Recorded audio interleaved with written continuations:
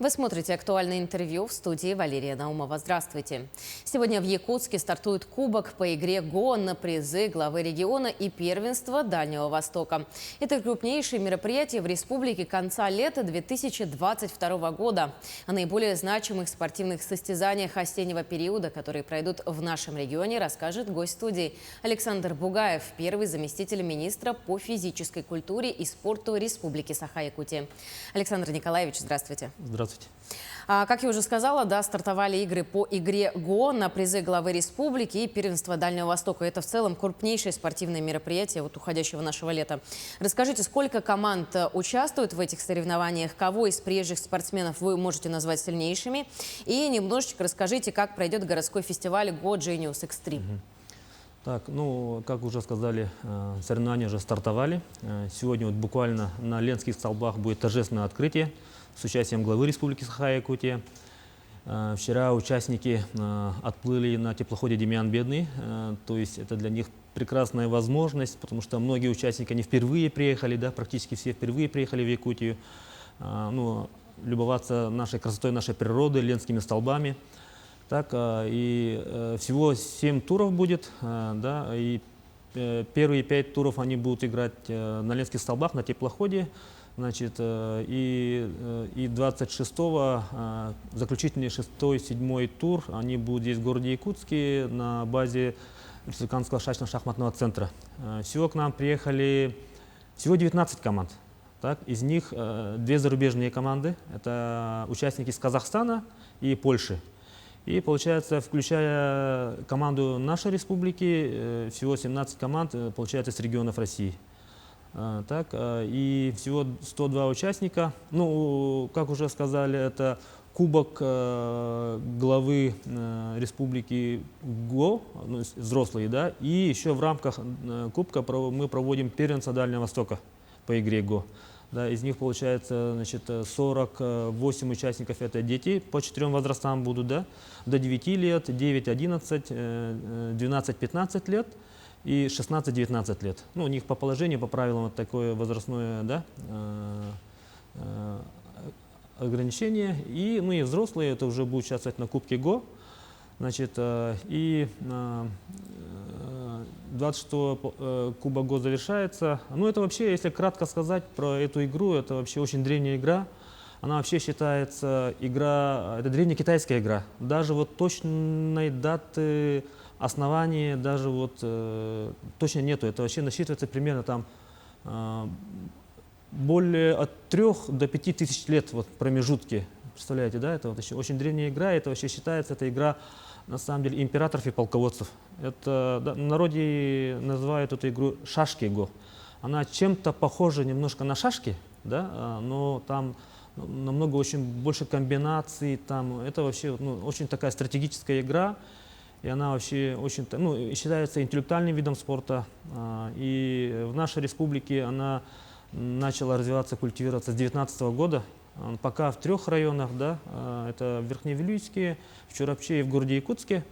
Но мы будем развивать, планировать. И как раз эти крупные соревнования, это будет определенным толчком для развития этого вида спорта в нашем регионе, в нашей республике. А так в России с 2002 года была основана федерация.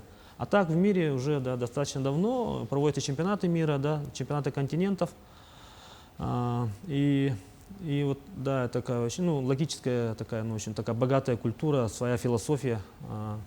И, 27-28 здесь в городе Якутске на Комсомольской площади будет проводиться фестиваль ГО Genius Extreme в течение 2 дней. И в начале 26-го с 12 часов будет торжественное награждение всех победителей, призеров Кубка ГО и первенства Дальнего Востока по игре ГО.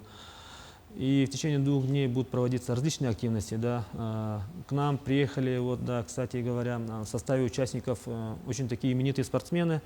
3 заслуженных мастеров спорта России, 4 гроссмейстера и более 10 мастеров спорта России. И как раз-таки на данном фестивале для всех жителей, гостей столицы, для всех, кто интересуется этим видом спорта, будет прекрасная возможность у лучших игроков, спортсменов России и страны получить мастер-класс лично. Можно будет научиться этой игре, прямо там будут все столы, доски, можно будет поиграть. Ну и помимо, значит, там большая концертная программа с участием звезд якутской эстрады. И будут активности и по другим видам спорта, по дзюдо, боксу, да. Также будет IT-компании, то есть будет очень интересно, то есть, пользуясь случаем, всех жителей, горожан и гостей столицы приглашаем на Комсомольскую площадь 26-27 в течение 2 дней будут проводиться вот различные мастер-классы, активности, будут разные там, ну, викторины, там, призы будут, поэтому будет очень будет интересно, полезно и весело. И родители смогут там и записать, узнать, какие виды спорта в нашем городе, да, какие секции, в каких детских спортивных школ. Можно даже ребенка записать, да, какую-нибудь секцию, узнать о тренерах, о спортивных объектах. Ну, то есть будет вообще такой фестиваль большой. С обширной программой. Да, хорошая программа для того, чтобы провести время с пользой и разнообразить свой досуг. 26-27 числа все желающие могут подойти на Комсомольскую площадь, да, и поучаствовать не только в игре ГО, но и в других видах спорта. Да, и там тем более вот школьная ярмарка проводится, да, вот, то есть будет со всей стороны полезно, в общем. Александр Николаевич, здорово. Но давайте поговорим немного о будущих планах. Какие еще значимые спортивные мероприятия запланированы на предстоящую осень? Ну, в сентябре у нас с 9 по 11 будет проводиться международный турнир, ну, у нас традиционный, да, международный турнир памяти нашего прославленного олимпийского чемпиона Романа Михайловича Дмитриева. Да, это проводится среди молодежи. Он будет проводиться в городе Якутске, в центре спортивном комплексе «Триумф». Ну, пока, да, по предварительным данным, там планируется участие шести зарубежных стран. Это как Азербайджан, да, Монголия, Казахстан, Киргизия, Белоруссия. Да, вот с таких стран. Ну и, конечно же, будут регионы порядка там, 15, 16, 17 регионов нашей страны. Будут, да, порядка более где-то, ну, мы планируем примерно 120-130 спортсменов, участников. Ну и, значит, 31 августа, значит, это дата, вот именно исполняется 50 лет триумфа на Олимпийских играх Романа Михайловича Дмитриева, на Олимпийских играх в Мюнхене 1972 года. В связи с этим тоже в республике будет проводиться ряд таких мероприятий. Это, во-первых, это собрание общественности, спортивной общественности Республики Саха-Якутия, да, будут проводиться и в рамках 390-летия поселка Жиганское, это родина, Жиганский улус, это родина Романа Михайловича Дмитриева, там будут мероприятия проводиться, да.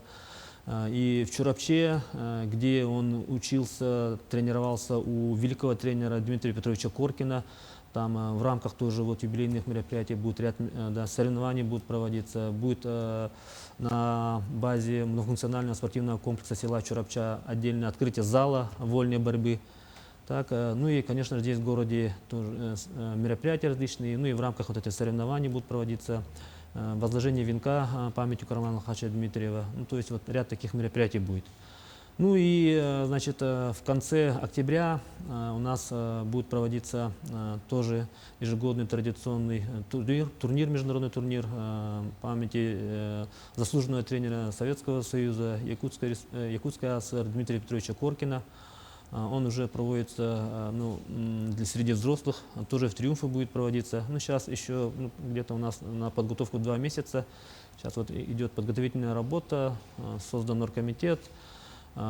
И сейчас мы работаем уже со странами, с участниками, да, приглашаем, то есть их, поэтому тоже сейчас пока сложно сказать, сколько примерно команд будет, да, ну, все равно субъектов России будут участвовать, поэтому, ну, это спорт номер 1 в нашей республике. Я думаю, что эти наши мероприятия будут, ну, тоже будут проводиться на высоком организационном уровне. Ну и помимо этого у нас в сентябре ряд выездных тоже мероприятий есть. Это, ну, традиционно будем участвовать во Владивостоке, это в начале сентября вот, на экономическом форуме ВФ, да, там отдельный павильон будет Министерства спорта Российской Федерации.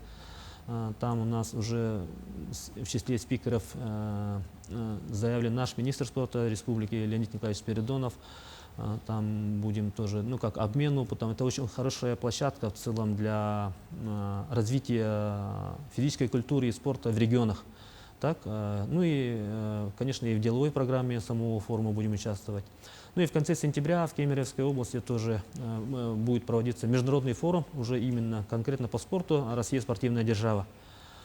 И там тоже достаточно такая, ну, у нас большая делегация планирует выехать тоже именно по обмену опытом, какие новые задачи нам руководство страны и Министерство Российской Федерации, да, спорта ставят задачи, то есть тоже, в плане развития.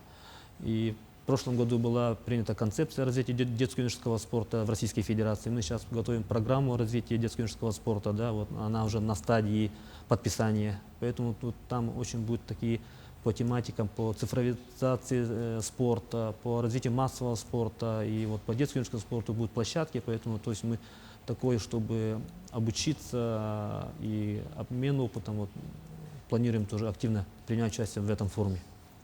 В следующем году нас тоже ждет еще одна, ну, достаточно значимая дата. В 2023 году в Якутии отметят столетие физкультурного движения. И расскажите, как спортивная общественность встретит столь крупное мероприятие? Да, действительно, в 2019 году было принято решение главой республики о праздновании столетия физкультурного движения в нашей республике. Но хочу сказать, что и эту юбилейную дату будет отмечать не только наша республика, да, и вообще в России это тоже столетие, да, и в других, я думаю, тоже субъектах тоже будут отмечать это столь важное событие столетия. И в нашей республике мы уже вот с начала 2023 года будем проводить. Ну, вообще этот год у нас будет посвящен столетию, и все наши, так или иначе, все наши мероприятия, да, соревнования, они будут приурочены к столетию физкультурного движения. А так, дата, значит, основания, создания вот этого вот Совета физической культуры в Якутской АСР, это 26 октября 1923 года.